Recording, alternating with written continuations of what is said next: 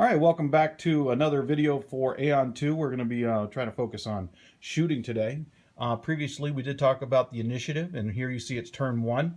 The Worm have initiative 2, the Paladins 5. That means the Paladins have the momentum in the game. Over here you see the Larvae with a 5. You see the Drones with a 3. And you see some Warriors back here with a 4 with the God Queen. And the God Queen has already rolled a move or shoot this turn, which gives them some severe cool options. Over on the Paladin side, we have Personality Commander 2. And he's got a personality of Tactical. So this is not rolled yet, but it's a green dice just showing you that he is going to be rolling a green dice whenever he rolls. The unit has a 2 for the Shield Brethren. The Brother Soldiers or the Brethren Soldiers have a initiative 5, and that is for the unit. And you have a level 1 leader here for Hakon, Bloodfist. All right, so George is going to explain really quick what the thinking process is here for the initiative, as well as the initiative for the players, as well as the initiative for the units. So, George, what are we thinking? Well, the Paladins have a 5, so they get to break all ties. We have a Larvae unit here with a 5, and then we have the Brethren Soldiers over here with a 5. So the Paladin player will get to decide which unit goes first. Out of just those two. Out of just these two, because this is their moment in the turn. Okay. The 5s. So I would, if it was my play, I would have this unit go first, just so they could maybe move up and get a tactical advantage, since they're going to be doing this tactical die with another die of their choice. Okay, so which commander are you going to use to move and shoot with these guys?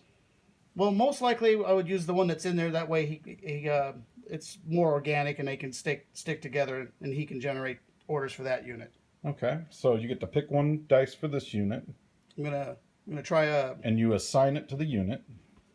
So you're going to say that you're going to roll a tactical, which also means that there's a sergeant, so he gets a white dice as well. So that's the roll. Let's see what it gets. He gets a move and a shoot. A move and a shoot, or a shoot and a move. A shoot and a move. That does play into it. It's that's the part of the game that makes it a little exciting. Fog of War and tactical. It makes it exciting. Now what will I do? It's a few games that gives you so many options, you're stumped. Yeah, yes it is. So let's grab up our tape measure and see what we can do, because the movements in this game here are pretty far. Sorry about the hand there. That was my hand, not yours. And we're going to get out there, and for moving over to just little small terrain, there's obviously no terrain modifiers for infantry units. So, where are you thinking? I think I'll have these guys run up and take cover behind these tanks and kind of add support for their brethren next door. All right, so let's get them moved up.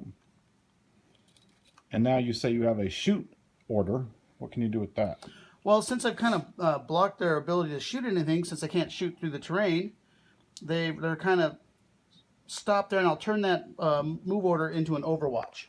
Okay, so an Overwatch looks like this, and so the Overwatch would change the shoot order into Overwatch, which we would place, of course, with the unit. And that'll allow the unit to react to any movement from or actions from the opposing side. So if another unit chooses to move up, they can shoot it. If they move up here and shoot them, they can shoot back. Correct. With that reaction Overwatch. It gives them a little bit more maneuverability and a few more options, so that they're not just move and shoot or like that. So we have a movement, they moved up, and the shooting turned to Overwatch. So they would be done for their phase. Okay, so there's one. We're going to come back in another video and explain some more movement on the very same game table. Say bye, George. Bye, George.